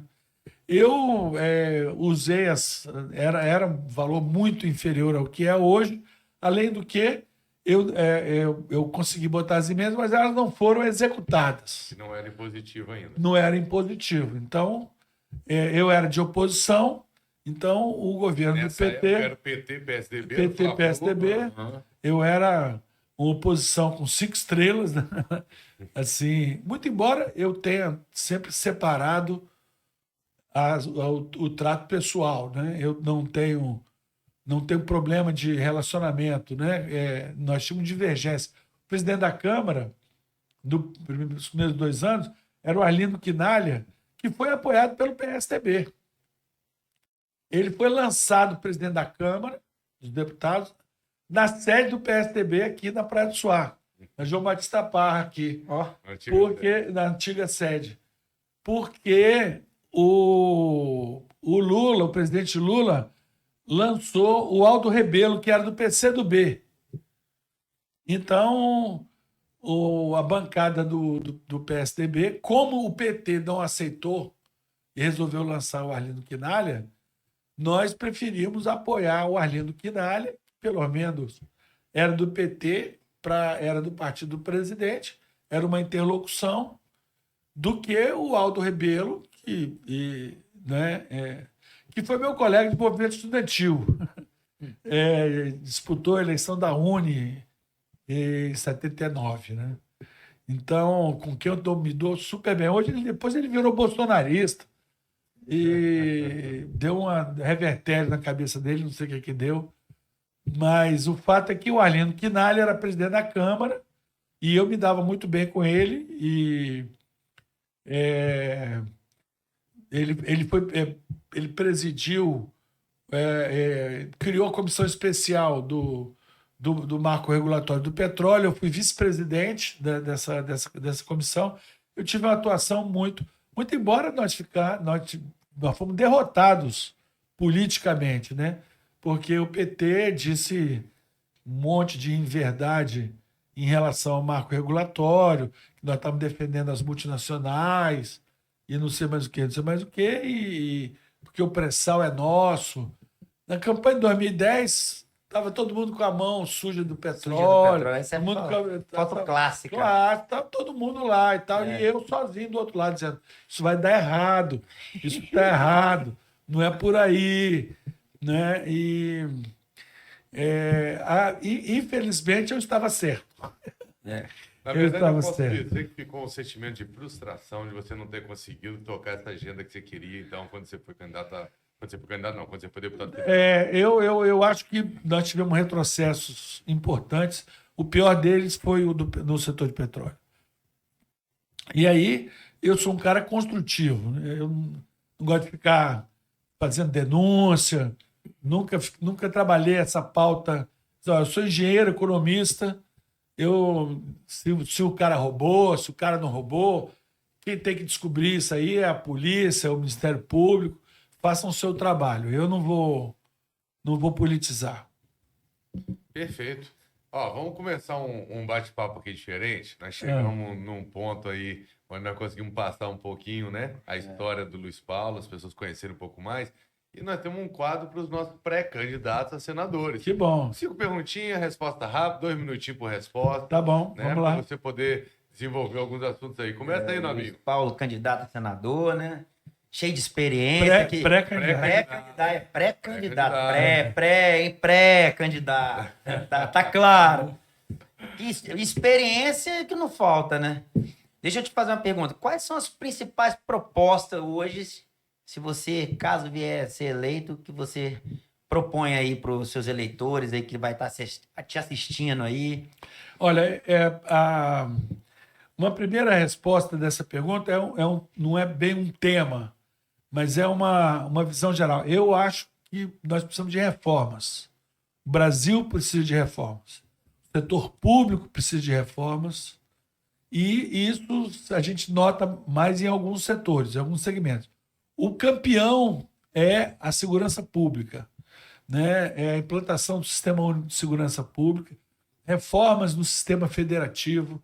Nós falávamos aqui sobre o negócio de terreno de marinha, patrimônio da União, mas são muitas as reformas do Estado que o Brasil precisa para poder destravar a economia, aumentar a eficiência da máquina pública e as entregas do poder público, né, do setor público, de um modo geral. Então, a minha linha de trabalho é uma linha reformista, é uma linha de aprofundar temas. Por exemplo, eu admiro o deputado Pedro Paulo, do Rio de Janeiro, que está conduzindo os debates da reforma administrativa, que, muito embora pudesse ser um pouco mais aprofundada, é cabeludo você enfrentar esse tema num cenário radicalizado como esse. E quanto à reforma administrativa, você falou, a tributária, a política. O que você pensa sobre essas questões também, Luiz Paulo? Olha, eu acho que a reforma tributária que está sendo tentada aí no governo do PT, ela aponta na direção correta, etc. e tal, mas ela é muito imperfeita e o tema tributário pertence à reforma do Estado brasileiro, né? E no caso da reforma que você falou, tributária E política. a reforma política, sim. Bom, eu sou parlamentarista, mas o Brasil teve já quando em 93 teve o plebiscito do parlamentarismo, eu era presidente da frente parlamentarista aqui do Estado do Espírito Santo, né? Como o PT achava que ia ganhar a eleição com Lula, eles, por oportunismo, deixaram de defender o parlamentarismo e passaram a defender o presidencialismo junto com o PFL. O presidente da frente presidencialista era o Marco Maciel, do PFL, né? E eles, junto com o PT, defenderam o presidencialismo. Mas eu acho que nós não temos como enfrentar isso desde já. Eu acho que a primeira reforma política que o Brasil precisava era implantar o voto distrital. Ou distrital puro ou distrital misto, né? Porque isso acabaria com a eleição proporcional. Todas as eleições seriam majoritárias, né? Então, essa é a unificação das eleições. O que você acha? Sou contra, muito contra. Nós precisamos ter eleições nacionais e eleições subnacionais, para que a relevância subnacional ela entre no mapa. Senão, você vê, nós só discutimos quem vai ser o presidente. Você não consegue discutir nada mais. Aí a Constituição podia ser assim: todo poder é derivado do presidente da República e seu nome será exercido. Pô, não é, né? Então tem que ter a eleição nacional e as eleições subnacionais em datas diferentes, com prazos diferentes. Em cima disso entra aquele debate em relação ao que o país para a cada 2 anos por causa de uma eleição. Não, isso é bobagem. Tudo quanto é lugar no mundo tem eleição midterms election. Eleições no meio. Agora acabou de ter na Argentina, na província de Buenos Aires, que não é uma província normal, é metade da Argentina praticamente, que o Milei perdeu a eleição lá. Então, vai ter, o ano que vem tem eleição nos Estados Unidos. Agora o Trump está trambicando a divisão dos distritos para favorecer o Partido Republicano, eleger mais deputados. Eles chamam de gerrymandering. É uma coisa prevista, que é o redesenho dos distritos para favorecer um partido ou outro. É uma mutreta institucionalizada que no sistema americano é válido. Aqui, e como que você pretende fiscalizar o executivo e como que você pretende lidar com o judiciário? Olha, eu não tenho nenhum problema de enfrentar qualquer pauta de reformas, sejam elas quais forem. Todas as instituições da democracia brasileira precisam de reformas. O judiciário precisa, o executivo precisa, o legislativo precisa, o sistema político. Nós temos um processo de politização da vida nacional, tudo vira disputa política. Não devia ser assim. Então, tem muitas críticas em relação a ela. Agora, o papel de fiscalização, eu tenho mais dificuldade em conduzir. Eu não sou de carreira jurídica, eu sou engenheiro, sou economista e, às vezes, metido a historiador econômico, mas a fiscalização Eu não tenho muito o perfil do auditor, né? Lá no BNDES nós tínhamos uma área de auditoria muito forte e tinha sempre os auditores que iam lá procurar cabelo em casca de ovo e o que está errado e tal. Eu acho que tem pessoas que têm um outro perfil desse. Eu prefiro tentar identificar erros de política, de desenho de política, né? Não descobrir crimes ou descobrir corrupção ou crimes, mas descobrir políticas erradas que precisam ser mudadas, como foi no caso do petróleo, do marco regulatório do petróleo. Eu não estava ali procurando corrupção, estava procurando provar e mostrar que a estratégia, o desenho de política, estava errado. Como esteve errado na época da informática, lá nos anos 80, e deu um prejuízo danado ao Brasil, como o petróleo também deu. E as pessoas veem a corrupção. Tudo bem, a corrupção é gravíssima, tem que descobrir, tem que punir, né? Mas eu fico procurando fiscalizar se o desenho das políticas públicas é correto. Já falou um pouquinho, mas voltando também à pergunta aqui, quais áreas você pretende focar a sua atuação como senador e qual legado você gostaria de deixar? Olha, eu sou um profissional do desenvolvimento, né? O desenvolvimento é um tema que ele é multidisciplinar, né?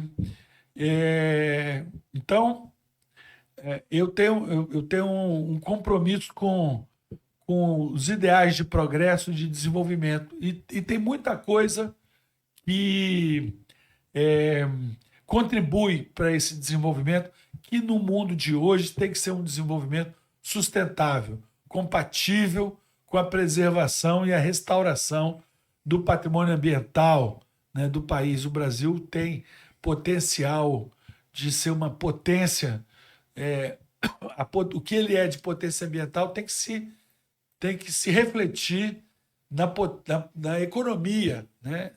Nós temos que transformar esses ativos todos em riqueza monetária, riqueza de bem-estar para a população, né? Então, a minha temática é sempre uma temática multissetorial. Eu não vou trabalhar saúde, educação, segurança, muito embora eu acho que o tema da segurança ele se destaca, porque ele interfere na competitividade do país.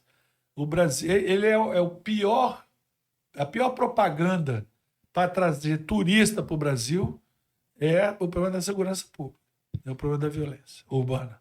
É isso aí. Para fechar a tampa, aproveitar aí para nossa audiência aí, fala aí pro pessoal por que o pessoal tem que confiar em você aí, nesses 8 anos aí. Eu não posso pedir voto ainda, né? Claro que não, mas fala aí por que... Nós estamos na fase de pré-campanha. Claro. Eu queria que as pessoas me conhecessem, né? O que eu tenho para oferecer são os meus mais de 50 anos de militância na vida pública brasileira. Eu sou uma pessoa vocacionada para a política. Muita gente fala, você mexe em política, larga esse negócio, pô. Ser aposentado do BNDES, vai viajar com sua mulher. Não, eu gosto de viajar com minha mulher, muito. E não vou deixar de viajar com a minha mulher. Mas o que eu mais gosto de fazer na vida é me dedicar ao interesse público, né? Às políticas públicas e a estudar políticas públicas. Eu nunca fui um estudioso acadêmico. Eu sempre estudei muito para poder aplicar na vida prática. Assim foi no BNDES, no governo federal, quando eu estive por lá, no governo estadual, na prefeitura. Por onde eu passo, eu procuro estudar, ver o que deu certo. Eu sou obcecado por aprender, por conhecer. Eu sei que a única coisa ilimitada que existe é a ignorância, né? E é impossível a gente saber tudo. Então, eu tenho uma curiosidade científica muito grande de aprender cada vez mais e de conhecer cada vez mais. Eu acredito no conhecimento, acredito no progresso, eu sou otimista em relação à humanidade, né? Eu acho que a gente vai aprender a lidar com isso. Não adianta ficar reclamando, e é culpa da internet, das redes sociais. Não, Nós vamos aprender a lidar com isso, a separar o que é certo do que é errado, a descobrir o que é mentira e o que não é mentira. Isso a gente vai aprender. Pode demorar um pouco mais, mas eu acho que as pessoas que me conhecem na minha vida pessoal, na minha vida profissional, vão ver que por onde eu passei, quando eu tive poder, esse poder foi usado para beneficiar a população, e ele teve como referência o interesse público. Eu não estou na vida pública por outra coisa que não seja pelo interesse público, da forma como eu enxergo o interesse público. Nem todo mundo enxerga da mesma maneira que eu, mas eu sou fiel a essas convicções, e é por isso que eu vou fazer política até o último dia da minha vida. Eu gostei, Novinho. Top demais. Bate-papo aqui levaria 3 horas aqui pra gente Pois é. concluir tudo que a Rapaz, gente quer falar. tem mais 2 coisas que não vai dar para ir embora sem a gente falar. O que é, cara? Não tem jeito. Tem uma pergunta, só dá um apertozinho de leve. Ah, vai, vamos lá. Luiz Paulo, quando você terminou seu mandato de prefeito de Vitória, em 2004 para cá, 21 anos. Então, quem tinha 18 anos naquela época, nós estamos falando de pessoas acima de 40 anos hoje, acompanharam o seu mandato. Conhecem como foi o seu trabalho. E o seu trabalho, eu reforço aqui, quero dizer, eu me recordo de algumas coisas, apesar de ser bem novo nessa época, mas sim, foi um marco, cara. Foi um excelente trabalho. Até aproveito para te parabenizar pessoalmente em relação a isso. Mas a grande parte da juventude não viveu isso e não conhece o que você produziu, o que você fez em Vitória. Por mais que você venha falando em outras eleições, tudo, mas quem grava realmente é aquela pessoa que viveu o momento, então tem essa dificuldade. Como que você pretende falar com um jovem que não te conheceu, não acompanhou o seu trabalho e, assim, não sabe as coisas boas que foram feitas? Como que você pretende lidar com esse público para... Ah lá. Aí. A arma ali, ó. Essa é uma das boas razões de porque eu sou pré-candidato a senador, porque eu acredito que a revolução tecnológica não veio só atrapalhar a vida das pessoas, não veio só trazer exploração,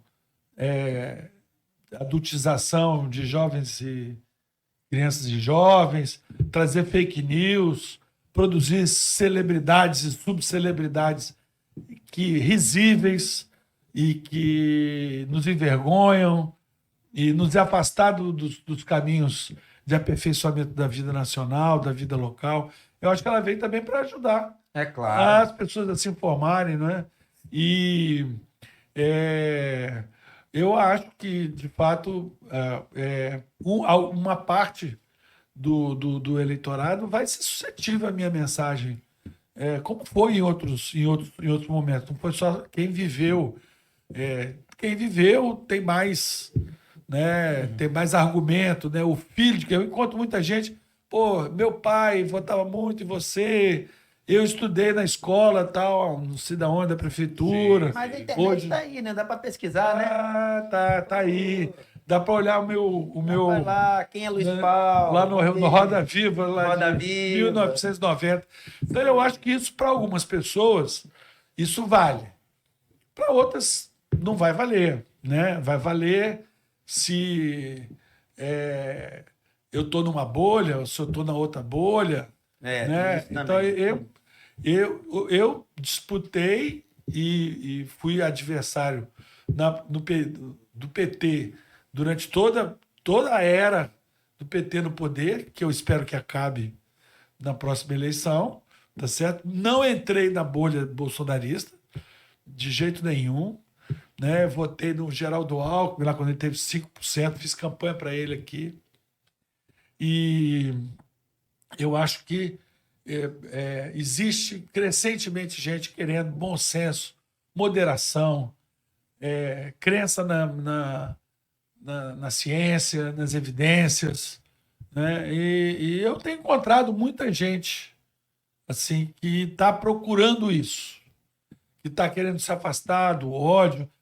Todo mundo tem pessoas na família, eu tenho pessoas na minha família, amigos queridos, que, na minha opinião, estão aprisionados na bolha ideológica, ou de um lado ou de outro, que atrapalha muito a gente enxergar o mundo, atrapalha muito a gente encontrar solução para os problemas, né? E eu não vou me guiar, né, por brigar com uma ou com outra, né? Eu vou me guiar pela realidade, pelo bom senso, pelas minhas convicções, pela minha história. E eu acho que isso vai ser valorizado. Mas eu já perdi a eleição, né? Então, eu sei que isso às vezes. Eu também não faço concessão nenhuma à demagogia. Eu não falo nada em que eu não acredito. Não falo nada que possa dar voto, mas eu não acredito. Mas não, aqui para esse público a gente vai falar dessa maneira, para aquele outro público a gente. Não. O Luiz Paulo vai ser a mesma coisa, né, em todos os lugares. Né? E isso já deu certo algumas vezes, deu errado eleitoralmente em outras, e eu fico feliz em poder participar. Uma coisa que eu não vou deixar nunca de fazer é de participar da vida pública, de participar da política. Eu não vou me omitir. Nunca vou me omitir. Boa. E a outra era, todo mundo te conhece, um Luiz Paulo, né? Além desse lado sério, esse lado competente, esse lado estudioso também, né? Fez mestrado agora há pouco tempo. Enfim, tem um lado do Luiz Paulo também mais brincalhão, tal. Pô, conta abreviado, uma história bacana aí, cara, que de algum momento desse seu aí, nesse meio político. Conta uma curiosidade aí pro povo que tá te assistindo aí. Eu estava contando aqui para Nobinho, antes da nossa conversa, eu tenho, quer dizer, uma coisa que a minha talvez a característica. A minha mãe dizia que a minha principal característica é a alegria, desde bebê, desde criança, desde muito criança, né? Que eu sou uma pessoa que tem a alegria de viver. Então, o meu otimismo é derivado disso também, da minha alegria de viver, né? Eu procuro enxergar a solução para as coisas, para os problemas, ver o copo meio cheio, né? E ver as possibilidades que a gente tem daqui para frente. E eu também nunca deixei das coisas que eu faço que fazem parte da minha vida também. A música, ser músico, ser cantor. Recentemente, eu andei fazendo aí até shows na noite aqui. Tinha um amigo meu que tinha um jazz club na Praia do Canto, era o 244. Eu fiz lá, fiz um show em homenagem a Paulinho da Viola, fiz outro show em homenagem a João Nogueira. E eu gosto de cantar, sou compositor. Também tem uma música minha no YouTube, né? Que você pode botar lá, Meu Canário Cantador, de Luiz Paulo. Tem um clipe que foi dirigido pelo Pururu Mão no Couro, que é um maestro, que é produtor do Depois a Olodum. produção vai botar tudo na tela. Tá tudo lá, pô, tá tudo lá. Pode olhar lá o meu canário. Então, trabalho O meu canário tudo, hein? Vai ter. do meu canário cantador, né? Mas tem muitos episódios assim engraçados, né? E um episódio que era muito lembrado pelo Júlio Bueno. Júlio Bueno foi secretário aqui, era o tricolor, foi até candidato a presidente do Fluminense, falecido precocemente, né? E tem parentes dele aqui em Vitória e tudo. Era um queridíssimo amigo, um dos meus melhores amigos. E ele lembrava sempre dessa história. Na época do governo Collor, tinha todo um esforço de reduzir controles estatais, burocracias, né? E nós tínhamos câmaras setoriais. E o Júlio trabalhava comigo lá naquela época. E nós tínhamos uma câmara setorial de brinquedos e produtos de saúde, não sei o quê. E aí tinha uma briga, tinha uma discussão sobre a proibição de propaganda para leite infantil, leite de mamadeira, para botar e tal. Então, os médicos aí conseguiram uma proibição, porque isso desencorajava o aleitamento materno. Então, e aquilo me parecia um absurdo, né? Porque, pô, uma propaganda de leite não vai desencorajar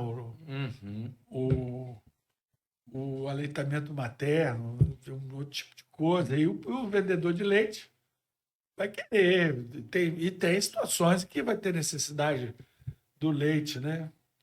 E aí eu fiz a proposta, tinha umas 30 pessoas na reunião, empresários, não sei o que, uma brigalhada lá em Brasília. Eu falei assim, olha, podia fazer o seguinte, vamos mexer, faz assim, ó, faz uma propaganda dirigida aos bebês.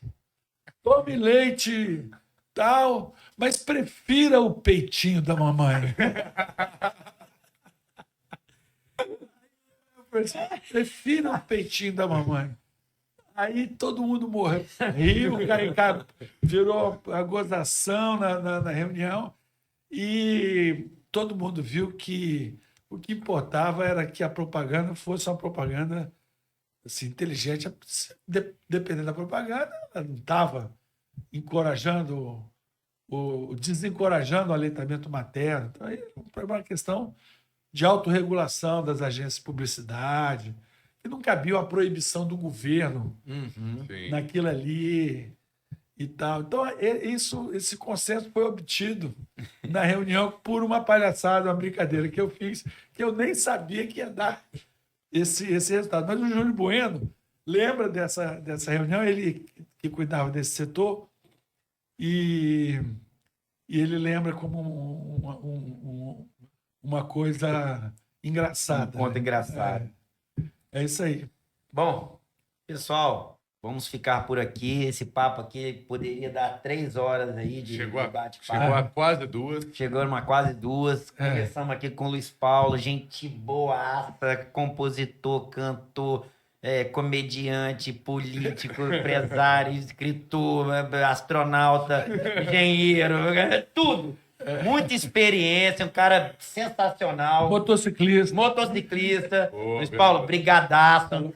Pessoal, vai ter campanha aí agora. É bom, importante falar. Tá aí, ó, mais uma opção. Pesquisa aí, você que não conhece, difícil alguém que não conheça, mas pesquisa aí sobre o Luiz Paulo, vai lá na internet, procura um cara experiente. É um bom nome. Sem sombra de dúvida, Nobinho. E aí aproveitar para te agradecer, você que nos acompanhou até agora, mais uma vez, muito obrigado pela sua audiência. Lembrando, se inscreva, comenta, curta, compartilhe com os amigos se você gostou. Não Siga o gostou, nosso Instagram. Comenta lá. Quiser mandar uma pergunta, manda pra gente que a gente repassa pro Luiz Paulo. Luiz Paulo, muito obrigado por esse Obrigado a papo. vocês. Muito inteligente. Mais uma vez, parabéns. História de vida sua, parabéns e até o próximo CNB Cast. Valeu!